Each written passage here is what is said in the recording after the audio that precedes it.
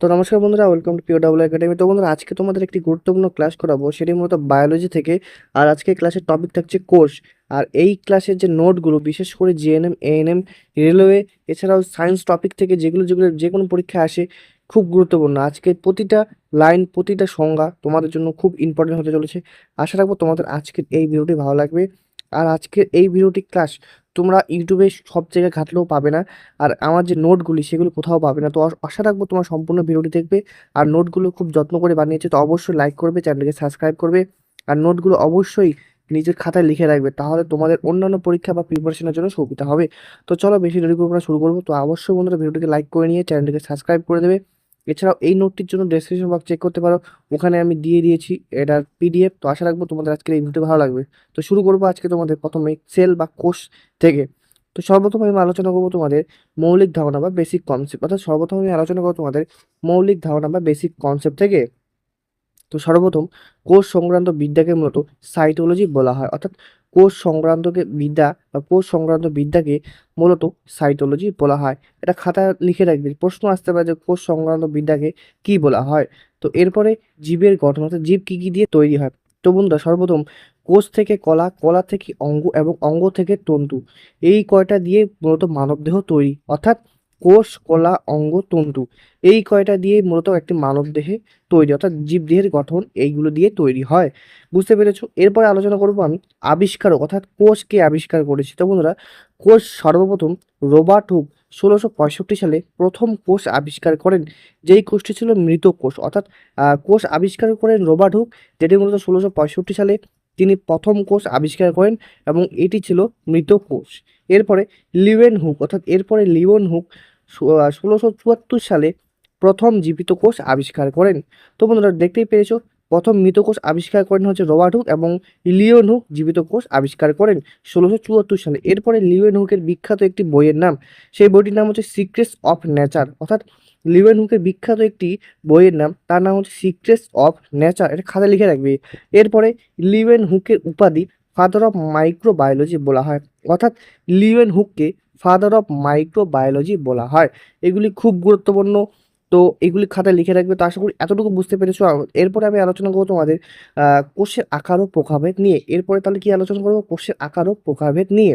তো বন্ধুরা, সর্বপ্রথম বিশ্বের বৃহত্তম কোষ, অর্থাৎ বিশ্বের বৃহত্তম কোষের নাম কি? তো বন্ধুরা, বিশ্বের বৃহত্তম কোষের নাম হচ্ছে উট পাখির ডিম। অর্থাৎ বিশ্বের বৃহত্তম কোষ, তার নাম হচ্ছে উট পাখির ডিম। এরপরে আলোচনা করবো আমি বিশ্বের ক্ষুদ্রতম কোষ, অর্থাৎ বিশ্বের ক্ষুদ্রতম কোষ, তার নাম হচ্ছে মাইক্রোপ্লাজমা। অর্থাৎ বিশ্বের বৃহত্তম কোষের নাম হচ্ছে উট পাখির ডিম, এবং বিশ্বের ক্ষুদ্রতম কোষের নাম হচ্ছে মাইক্রোপ্লাজমা। এরপর আলোচনা করব আমি মানুষের বৃহত্তম কোষ, অর্থাৎ মানুষের বৃহত্তম কোষের নাম কি? তো মানুষের বৃহত্তম কোষের নাম কি? ডিম্বাণু।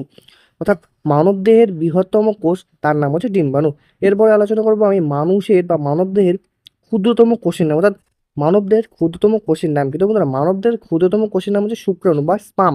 অর্থাৎ মানবদেহের ক্ষুদ্রতম কোষ, তার নাম হচ্ছে স্পাম। এরপরে মানবদেহের বা মানুষের দীর্ঘতম কোষ, অর্থাৎ মানুষের দীর্ঘতম কোষের নাম কি? তো বন্ধুরা, মানুষের দীর্ঘতম কোষের নাম হচ্ছে স্নায়ু কোষ, অর্থাৎ বা নিউরন। তো মানুষের দীর্ঘতম কোষের নাম কি? তো মানুষের দীর্ঘতম কোষের নাম হচ্ছে স্নায়ু কোষ বা নিউরন। এরপরে এককোষী জীব, এককোষী জীবের উদাহরণ কি কি? তো বন্ধুরা, এককোষী জীবের উদাহরণ হলো অ্যামিবা, ইউগ্লিনা, প্যারামেসিয়াম ও ব্যাকটেরিয়া। অর্থাৎ এককোষী জীবের উদাহরণের মধ্যে পড়বে অ্যামিবা, ইউগ্লিনা, প্যারামেসিয়াম ও ব্যাকটেরিয়া। এগুলি মূলত তোমাদের হচ্ছে এককোষী জীব, অর্থাৎ কোষের মধ্যে এককোষী জীব অ্যামিবা, ইউগ্লিনা, প্যারামেসিয়াম বা ব্যাকটেরিয়া। তো বন্ধুরা, আশা রাখবো তোমরা এতটুকু বুঝতে পেরেছো। তো অবশ্যই বন্ধুরা, ভিডিওকে এখন লাইক করো না, চ্যানেলটাকে সাবস্ক্রাইব করে নাও। তো চলো, এরপরে আমি আলোচনা করবো তোমাদের কোষতত্ত্ব বা অণুবীক্ষণ যন্ত্র, অর্থাৎ কোষতত্ত্ব বা অণুবীক্ষণ যন্ত্র নিয়ে আলোচনা করব। তো সর্বপ্রথম কোষতত্ত্ব। তো কোষতত্ত্ব বা সেল থিওরি প্রদান করেন মূলত স্লাইডেন ও সোয়ান, অর্থাৎ কোষতত্ত্ব প্রদান করেন স্লাইডেন ও সোয়ান। কত সালে প্রদান করেন? 1838 থেকে 39 সালে এই যে স্লাইডেন ও সোয়ান, তারা কোষতত্ত্ব প্রদান করেন। এবং এই যে বিখ্যাত উক্তি, এই যে মানে কোষতত্ত্ব থেকে বিখ্যাত উক্তি, প্রত্যেকটি কোষ পূর্ববর্তী কোষ থেকে তৈরি। আর এই উক্তিটি দিয়েছিলেন মূলত রুডলফ ভার্চু। অর্থাৎ বিখ্যাত উক্তি কোষতত্ত্ব থেকে প্রত্যেকটি কোষ পূর্ববর্তী কোষ থেকে তৈরি হয়। আর এই বিখ্যাত উক্তিটি কে দিয়েছিলেন? Rudolf Virchow. এই উক্তিটি দিয়েছিলেন মূলত 1855 সালে, এই বিখ্যাত উক্তিটি দিয়েছিলেন। এরপরে আলোচনা করবো আমি ইলেকট্রন বা অণুবীক্ষণ যন্ত্র, অর্থাৎ ইলেকট্রন কি আবিষ্কার করেন? তো বন্ধুরা, ইলেকট্রন বা অণুবীক্ষণ যন্ত্র আবিষ্কার করেছিলেন নল ও রুস্কা। এরা মূলত 1931 থেকে 32 সালে ইলেকট্রন বা অণুবীক্ষণ যন্ত্র আবিষ্কার করেছিলেন। এরপর আলোচনা করবো আমি কোষের মধ্যে বংশগতির তথ্য, অর্থাৎ কোষের মধ্যে বংশগতির তথ্য যেমন ডিএনএ আরএনএ, অর্থাৎ কোষের মধ্যে বংশগতির তথ্য যেমন ডিএনএ আরএনএ থাকে, যা এক প্রজন্ম থেকে অন্য প্রজন্মে স্থানান্তরিত হয়। অর্থাৎ কোষের মধ্যে যে বংশগতির তথ্য তা মূলত ডিএনএ ও আরএনএ থাকে, যা এক প্রজন্ম থেকে অন্য প্রজন্মে স্থানান্তরিত হয়। তো এইটুকু বুঝতে পেরেছো। চলো পরবর্তী স্লাইডের দিকে যাবো। তো পরবর্তী স্লাইডের দিকে থাকবে মূলত তোমাদের কোষ প্রাচীর বা গঠন, অর্থাৎ কোষ প্রাচীরের গঠন ও কাজ। অর্থাৎ পরবর্তী যে স্লাইডে শুরু করব আমি তোমাদের কোষ প্রাচীর ও গঠন ও কাজ নিয়ে। অর্থাৎ সর্বপ্রথম কোষ প্রাচীর কোষের সবচেয়ে বাইরের স্তর, অর্থাৎ হচ্ছে কোষ প্রাচীর মূলত কোষের সবচেয়ে বাইরের স্তর। এবং এই কোষ প্রাচীর কী কী দিয়ে তৈরি হয়? কোষ প্রাচীর মূলত মুখ্য, গৌণ ও মধ্যপর্দা, অর্থাৎ কোষ প্রাচীর মূলত মুখ্য, গৌণ ও মধ্যপর্দা দিয়ে তৈরি হয়। এরপরে আলোচনা করবো আমি কোষ, অর্থাৎ কোষ প্রাচীর সম্পূর্ণ ভেদ, অর্থাৎ যে কোষ প্রাচীরটি হলো সম্পূর্ণ ভেদ, অর্থাৎ এটি জল এবং খনিজ ও লবণের যাতায়াতে কোনো বাধা দেয় না। অর্থাৎ কোষ প্রাচীরটি মূলত একটি ভেদ পর্দা, অর্থাৎ এটি জল এবং খনিজ লবণের যাতায়াতে কোনো বাধা দেয় না। এইটুকু বুঝতে পেরেছো আশা করি। এরপরে আলোচনা করব আমি যে পাশাপাশি অবস্থিত দুটি উদ্ভিদ কোষের কোষ প্রাচীরের মধ্যে অবস্থিত শুকনো ছিদ্র বা নালী, যার মাধ্যমে কোষগুলোর মধ্যে যোগাযোগ ও পুষ্টি আদান প্রদান বজায় থাকে। অর্থাৎ এই কোষ প্রাচীর আসে তার পাশাপাশি অবস্থিত দুটি উদ্ভিদ কোষের কোষ প্রাচীরের মধ্যে, অর্থাৎ দুটি উদ্ভিদ কোষের কোষ প্রাচীরের মধ্যে অবস্থিত শুকনো ছিদ্র বা নালী, যার মাধ্যমে কোষগুলির মধ্যে যোগাযোগ ও পুষ্টি আদান প্রদান বজায় থাকে। তো কিসের মধ্যে মানে যে কোষগুলির পুষ্টি আদান প্রদান বজায় থাকে, তো সেটি মূলত হচ্ছে কোষ প্রাচীরের মধ্যে অবস্থিত শুকনো ছিদ্র বা নালী, যার মাধ্যমে কোষগুলির মধ্যে যোগাযোগ ও পুষ্টি আদান প্রদান বজায় থাকে। এটি হচ্ছে কোষ প্রাচীরের গঠন ও কাজ। তো এরপরে আমি নেক্সট স্লাইডে যেটি আলোচনা করব সেটি হচ্ছে বিভিন্ন জীবের কোষ, অর্থাৎ বিভিন্ন জীবের কোষ প্রাচীর, অর্থাৎ বিভিন্ন জীবের কোষ প্রাচীর নিয়ে এখন আমি তোমাদের আলোচনা করব। তো সর্বপ্রথম উদ্ভিদের কোষ প্রাচীর মূলত সেলুলোজ, হেমুসেলুলোজ এবং পেকটিন দিয়ে তৈরি। অর্থাৎ উদ্ভিদের যে কোষ প্রাচীরটি মূলত সেটি সেলুলোজ, হেমিসেলুলোজ এবং পেকটিন দিয়ে তৈরি হয়। এরপরে ছত্রাক এর কোষ প্রাচীর কাইটিন দিয়ে তৈরি, অর্থাৎ ছত্রাকের যে কোষ প্রাচীরটি সেটি মূলত কাইটিন দিয়ে তৈরি হয়। অর্থাৎ যে উদ্ভিদ কোষের প্রাচীর সেলুলোজ, হেমুসেলুলোজ এবং পেকটিন দিয়ে তৈরি। এরপরে ছত্রাকের কোষ প্রাচীর মূলত কাইটিন দিয়ে তৈরি। এরপরে ব্যাকটেরিয়ার কোষ প্রাচীর মূলত পেপটিডিগ্লাইকো দিয়ে তৈরি, অর্থাৎ ব্যাকটেরিয়ার যে কোষ প্রাচীরটি মূলত সেটি পেপটিডো গ্লাইকা দিয়ে তৈরি। তো এরপরে আলোচনা করবো হচ্ছে বিভিন্ন যে কোষ প্রাচীর, জীবের যে কোষ প্রাচীর তার কাজ কী কী। তো বন্ধুরা এর কাজ হচ্ছে কোষকে নির্দিষ্ট আকৃতি প্রদান করা, বাইরে থেকে আঘাত ও প্রোটোপ্লাজমকে রক্ষা করা। অর্থাৎ যে কোষ প্রাচীরের কাজ সেটি হচ্ছে কোষকে নির্দিষ্ট আকৃতি প্রদান করা, এছাড়া বাইরে থেকে যে আঘাত সেই প্রোটোপ্লাজমকে রক্ষা করা, অর্থাৎ বাইরে থেকে আঘাতকে রক্ষা করা এবং প্রোটোপ্লাজমকে বাইরে থেকে আঘাত থেকেও রক্ষা করা। এরপরে কোষকে যান্ত্রিক শক্তি ও দৃঢ়তা প্রদান করাই হচ্ছে কোষ প্রাচীরের প্রধান কাজ। তো কোষ প্রাচীরের প্রধান কাজের মধ্যে কী কী পড়বে? যে কোষ প্রাচীরের প্রধান কাজের মধ্যে পড়বে কোষকে নির্দিষ্ট আকৃতি প্রদান করা এবং বাইরের আঘাত থেকে প্রোটোপ্লাজমকে রক্ষা করা।